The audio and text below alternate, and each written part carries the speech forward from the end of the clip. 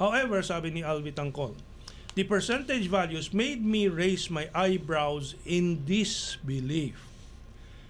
The turnout for senators and the turnout for party list representatives are exactly the same. Correct. Ha? Okay. Oo. Sabi niya, I waited for the other COCs and these percentages are always identical.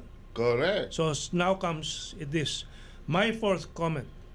This is statistically improbable. Improbable. Improbable. Almost impossible na. Yeah. Bakit? Meaning, it is nearly impossible for it to happen. Does this mean that every voter who voted for a senator also voted for a party list? Previous poll experience tells us that most people do not vote for party list. Yes. For this election, the turnout is the same for senators and party list. For all jurisdictions.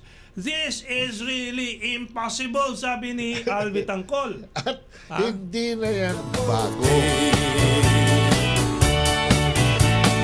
I've got someone waiting for me. When I see her, I know that she'll say, hey, hey, hey, it's a beautiful day. Hot, hot, hot, beautiful Sunday. This morning, we're expecting RJ Javellana, isa sa mga popular na kandidato ng change movement, yung ating kilusang pagbabago, at syempre dehado po ang laban niya, pero alam po ninyo hindi din malayo na talagang binawasan din ng mga boto itong mga progresibong mga kandidato tulad nila Larry Gadon, Butch Valdez, sino pa ba sa mga hanay natin dito sa Progresibong hindi kaliwa. Oo, hindi kaliwa, hindi pula. Oo. And so RJ will be with us. May mga reklamo na akong nababasa sa posts ni RJ, no?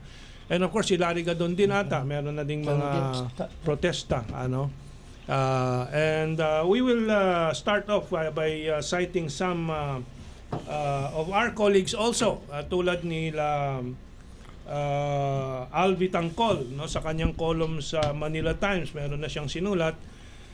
Kapon kami itong maaga tumawag si Kahil Ramos sa akin. Yes. Dapat daw mag-file tayo ng writ of amparo sa Supreme Court para matigil yung proklamasyon. Okay. Writ of amparo daw kasi dinaya tayo. Well, actually, si Kaado, myself, and Bono Adasa, 2010 pa po, nag-file na po kami ng kaso sa Korte Suprema to nullify the elections of 2010. Wala, inupuan yun. Parang ang naging deja vu. Paulit-ulit na lang po ito at inuupuan ng Korte Suprema yung ating protesta na walang katalo-talo dapat. Kasi nga, all the violations are very clear. As far back as 2010, from the yung mga ultraviolet light, the digital signatures and so on, paulit-ulit na hanggang ngayon wala pa rin po yung mga karamihang mga safeguards niyan, The legal safeguards provided by the the automated election systems law. Yeah, so bakit tayo gagawa pa ng batas kung hindi naman susunod ang bayan mismo At bakit pa tayo magkakaroon ng COMELEC kung COMELEC mismo ang unang nagva-violate ng batas, di ba? Sa totoo, itaas mo nga yung hintuturo mo. Meron bang kamarka? Meron. Ikaw, Celso. Ako din, wala. So, 2 out of 3, hindi na bumoto dito.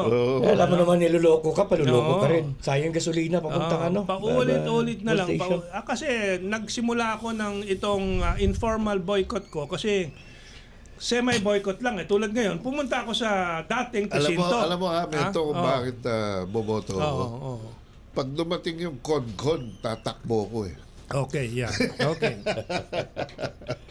Ako naman, dahil yung tulad ng salaysay ko last week, yung daughter ko gustong bumoto at parang kinukulit ako, sama siya sa akin. So pumayag na ako. Pero hindi din siya dumating. So hindi rin natuloy. Hindi din siya natuloy.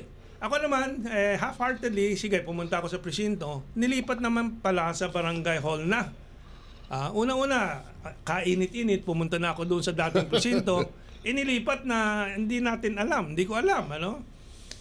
At naisip-isip ko habang ako'y pauwi, bakit nga ba isang araw lang eleksyon natin? Samantalang sa Estados Unidos, ilang araw ka pwedeng bumoto?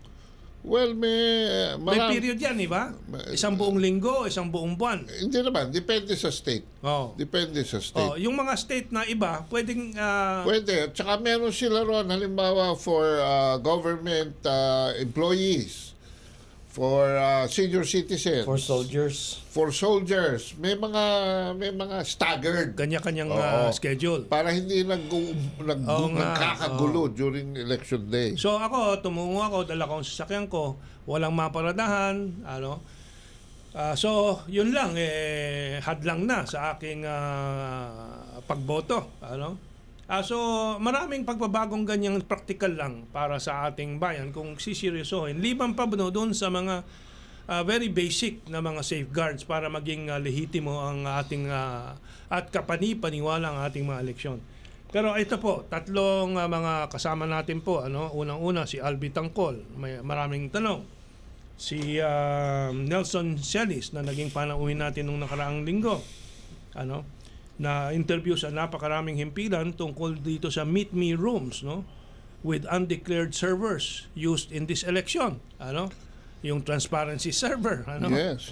So, si Albi Tangkol andito, babasahin natin yung ilang mga issues niya dahil siya ay election lawyer din, at may dalawang kliyente at may mga tanong siya. Si Al ang kaisa-isang internationally accredited na pwedeng gumawa ng forensics ng mga computer dito sa ating bansa, especially relating to election matters. Si Lito Averia sa Manila Times column niya. Yan? Kontradaya at AES Watch. Sabi niya, it is the fourth time that the same system was used, but the conduct of elections on May 13, 2019 was marred by vote counting machines breaking down or malfunctioning. Walang pagbabago. Hindi lang may pagbabago. Mas malala. Lumala. To become worse. 2 to 3 times more than similar incidents in 2016 in the 2016 national and local elections. Nagtriple. Ang dami ng mga kasiraan or malfunctioning. Alam mo Kamentong, itong racket nila na sa gagamitin halimbawa for the first time yung mga PICOs or vote counting machines, and then on the next election, ang paggamit doon sa unang gamit, i-lease natin. Sa succeeding election, bibilhin na natin yung mga machines. Now, dyan pa lang sa procedure na yan, marami nang reklamo sila Lito Averia at yung AES Watch at yung Philippine Computer Society. Because when you use these machines and expose them to the elements for the second time after having used them, it will definitely have a different performance for worse. Kasi hindi na siya as hindi bago. Simple. Oo, hindi na bago. Hindi na bago. Bakit mo pa bibilhin? Used car na siya. Hindi ba napakalinaw na panggogoyo sa publiko, sa taxpayer, at napakaraming mga opisyales na may katungkulan na kasabwat dito sa panlulokong ito. At hindi lang yan basta panggugoyo at panluloko. Yan malawakang korupsyon. Syndicated corruption yan with Comelec and Smartmatic in collusion. And yung mga dapat nag-iimbestiga, kung anong iniimbestiga, ito hindi iniimbestiga, yung Senado. Iniimbestiga ni James Jimenez yung mga tarpaulin, yung mga kung ano-ano, yung mga expenses, yung mga, lahat pang distract doon sa main issue. Celso, may dadagdag ka. Mukhang, ang masakit dyan, nagbayad tayo ng mahigit na 14 billion. Tapos ito yung makukuha natin ng serbisyo. We pay more and we get lousier. So, yan ang mga katotohanan po rito. And si Lito Averia is discussing some of these. Tapos sabi niya, dagdag, low quality markers and ballot paper causing bleed through, corrupted SD cards na naman, tuwing election may corrupted na daan-daan, libo-libong SD cards. Ano ba ibig sabihin ng SD card? Super daya card? Ayun, super daya. Ang nangyari naman dyan, simple din para maintindihan ng mga kababayan natin. Nag-lowest bidder. Ang budget na nakatalagay is about 80. Around 80 per. 80 million. The winning bidder got it for 29 million. So, at 1/4 the price, no? Ito na, hindi ba si Presidente Duterte mismo ay hindi naniniwala dyan sa lowest bidder na yan? Precisely because, like in this case, hindi nga naman yung maximum efficiency ang diniliver. Kung hindi, yun lang binayaran mo palpak. Nabawas ang kalidad. Alam mo kami, mula pa nung nag-automated tayo ng 2010, na kami nag-iikot na para ipaliwanag tong dayaan. Ang problema kasi, very technical yung issue, kaya hindi maintindihan ng karaniwang Pilipino. Ako mismo, minsan, uma-attend ako ng forum ng Philippine Computer Society. Hirap nga akong sumunod kasi computer language eh.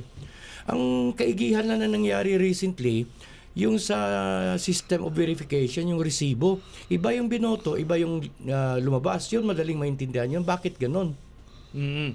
Well, ituloy natin yung mga obserbasyon ni Lito Averia. The malfunctioning voter registration verification machines which caused the delay of voting in pilot areas. The most glaring and worrisome problem was the more than 7-hour period during which the public was kept in the dark about the results of the elections due to the failure in transmitting the election returns. Si James Jimenez, kinote niya, sabi ni James Jimenez, this was not a transmission problem, sabi ni James Jimenez. Sabi naman ni Lito Averia, James Jimenez said that the problem was in the program that pushes the data from the transparency server to the different media outlets. Isn't pushing the data from one point to another a data transmission issue? Of course it is. Kung meron kang James Jimenez na ganyan ang mga sagot.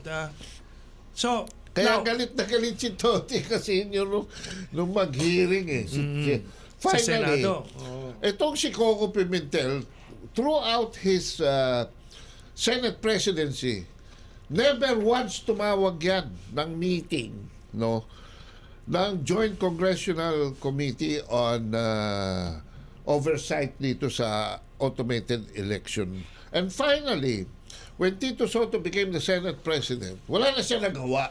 Tumawag na si Tito Soto. At doon, nag-testigo si Toti Casino at doon niya sinabi na ni isa dito sa mga COMELEC at nagpapatakbo ng automated election systems law. Most of them are lawyers, but none of them are technically qualified and they don't even understand the intricacies, yung mga masalimuot na pagpapaganap na isang eleksyon through the use of computers. Dapat nga kung 7 commissioners yan, dapat 4 dyan IT. 3 lang yung lawyer. Kasi, anyway, yung mga lawyer Marami namang lawyer dyan sa COMELEC. Tsaka mismo na yung COMELEC ka nagbabiolate ng law Di ba? So, bakit puro abogado pa? So, the whole thing really, tayo mga Pilipino are stickler for this rule-based,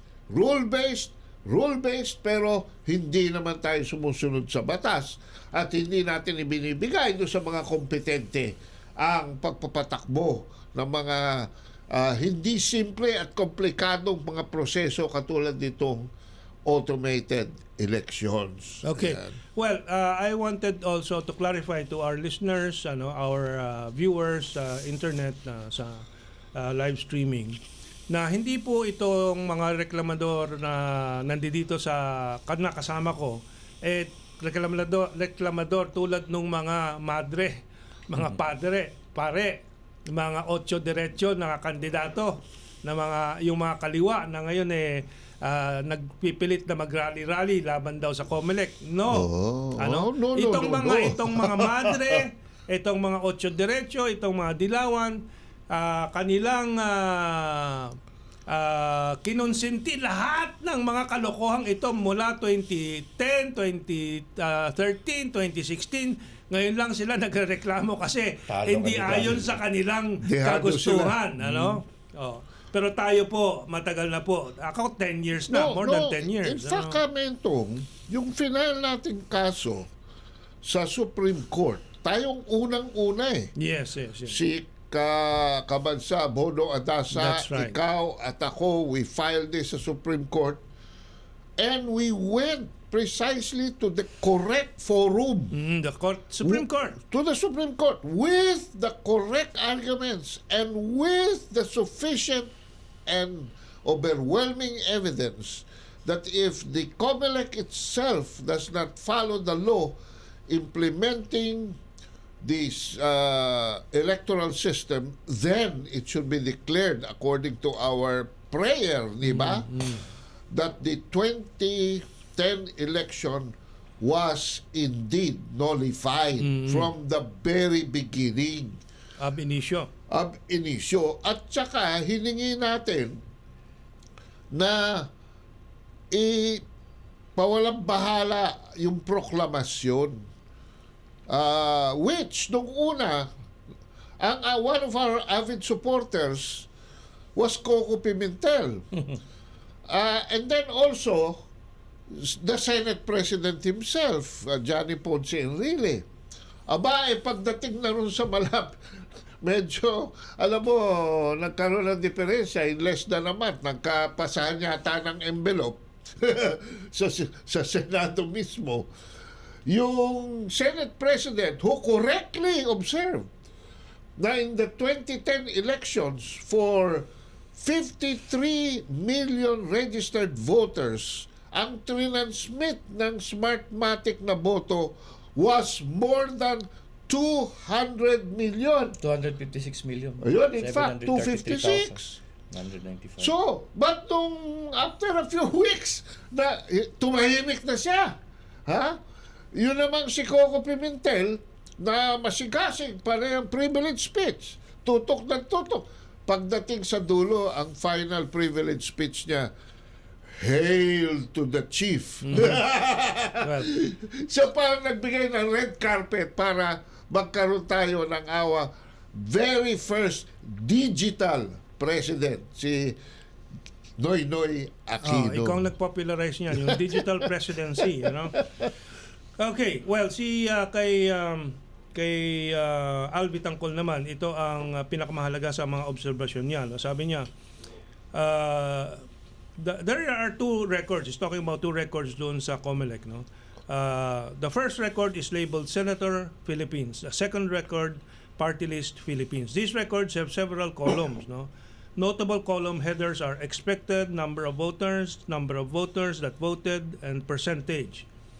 Sabi ni Al, I raised another POI, point of information.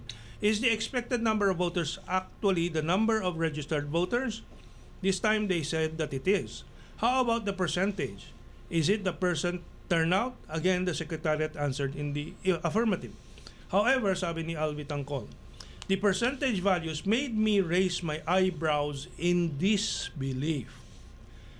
The turnout for senators and the turnout for party list representatives are exactly the same. Correct. Okay. Oh. Sabi niya, I waited for the other COCs and these percentages are always identical.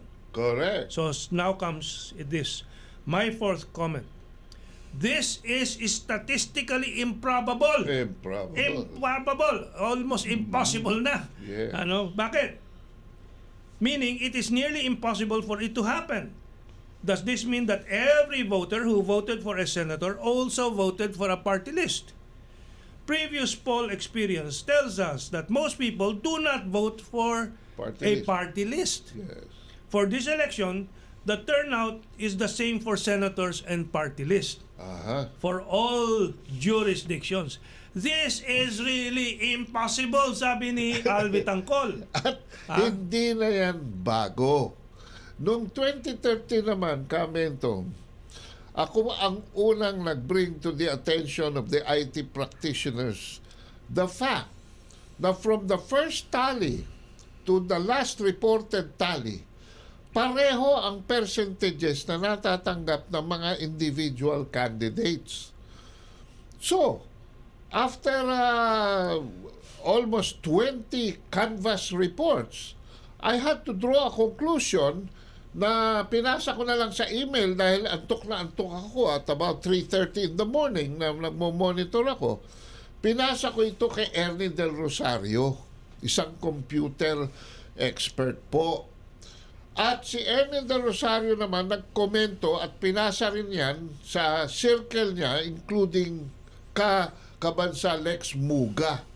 And in a few days, we were able to find out that Lex Muga provided the formulation that was used. 60-30-10. 60% for the Liberal Party, 30% for Una, and 10% for other candidates. Okay. And this pattern went through, pareho, from the beginning to the end. And alam mo ba, Kamentong, ang lumabas ngayon? Ganun na naman.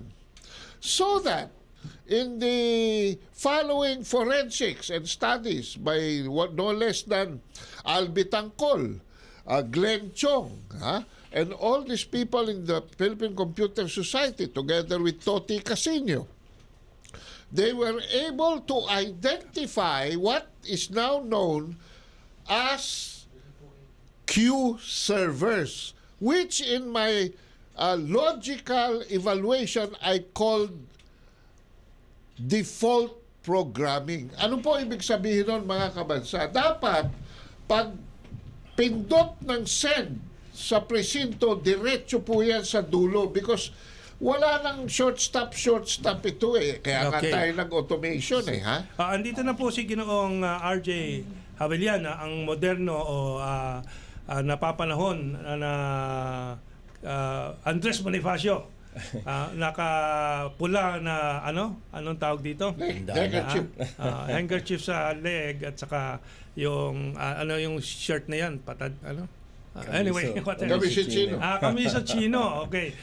RJ, we want to hear your experience in this fight, But first, magkape ka muna.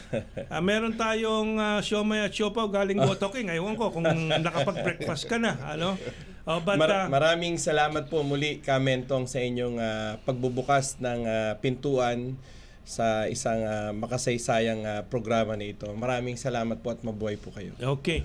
So, RJ, pwede na bang magsalaysay ka? Tapos na yung mga ban sa mga pananalita ng mga kandidato. Sige, go ahead. Una po sa lahat, para sa akin, yung resulta ng halalan na ito, simula't simula pa, ang tindig po ng aming partido, ito po yung katipunan ng Demokratikong Pilipino, ay bit-bit namin dun sa tatlong pangunahing issue. Isa po dun sa issue na ito ay yung dayaan ng halalan o issue ng Smartmatic. Ang aming pananaw po sa issue ng Smartmatic, una po sa lahat, ito ay nilabag niya ang konstitusyon natin dahil hindi po pwede na isang dayuhang korporasyon ang magmando ang mga siwa sa isang halalan na napakasagrado sa ating mga Pilipino. So ito po, una sa lahat, ito ay issue ng soberenya, issue ito ng kalayaan ng ating bansa na hindi po pwede na ipasa ng COMELEC ang otoridad ng mga siwa ng eleksyon sa isang dayuhang kumpanya. Huwag po natin kalilimutan na ang chairman ng Smartmatic ay walang iba po kundi si Lord Malloch Brown. Sino po si Lord Malloch Brown? Nung lumalakas na po yung sinasabi nating mga protestang bayan, napilitan po si dating Pangulong Ferdinand Marcos nung mga panahon ng dekada 80 na magpatawag ng snap election. At dahil po dyan ay dali-daling hindi ho natin alam kung paano sumulpot yung pangalang Lord Malloch Brown bilang publicist o propagandista ng dating Pangulong Cory Aquino. Cory Aquino. So, biglang sumulpot ang isang British na individual para makialam, manghihamasok. Kaya Lord siya kasi member of the Parliament. Parliament. Eventually. Nung bago na lamang po, no. Pero ang pagkaunawa ko po, ang taong ito ay nagkubli sa mga iba't ibang mga international publications bilang isang manunulat, at doon na nga siya nakuha bilang isang publicist o propagandista. Yun yung The Economist. Ayan po. So, lumalabas na ang taong ito ay may kaugnayan sa intelligence community. Yes, So, sir. ano pong ibig sabihin nun? Yung intelligence community, itong mga militaristang pananaw na nais sumakop ng mga bansa, dahil noong mga panahon na yun, merong East and West, Okay. tinakot nila yung bansang Pilipinas na talagang ang kaliwa, kung hindi kikilos yung eleksyon, baka pasukan. Okay. At Mag-aalas 8:30, mag-station break po tayo. At meron tayong mga watchers and listeners from Toronto, Canada, Jenia Garcia, and from JC Mercadejas. And then there's a negative comment here. Why is Duterte allowing this to happen? He is as corrupt as the COMELEC. It is like villains are raping the children and the father is watching in the light. Si Ariel Nitro. Ngayon, I want to clarify that. There's a whole caboodle of people. Senado, Kongreso, Tama po. COMELEC, mga abogado, IBP, lahat. Tama po. Why are they silent? There is a deeper reason to this. We will discuss that and we will explain why Duterte is also in a situation where he has to weigh many factors. Hey, it's a beautiful day.